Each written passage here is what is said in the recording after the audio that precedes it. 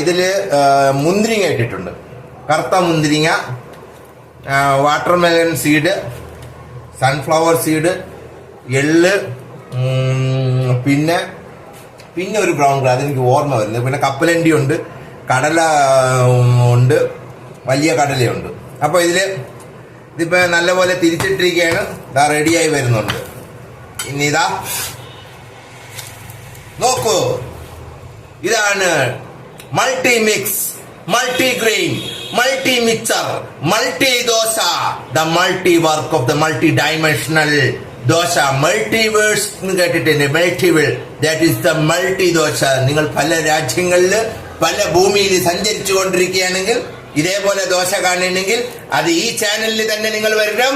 All the best. വന്ന് ഇത് കഴിച്ചിട്ട് വേണം നിങ്ങൾ പോകാൻ. അഡ്രസ് വേണമെങ്കിൽ വിളിച്ചു ചോദിച്ചിട്ട് വരിക.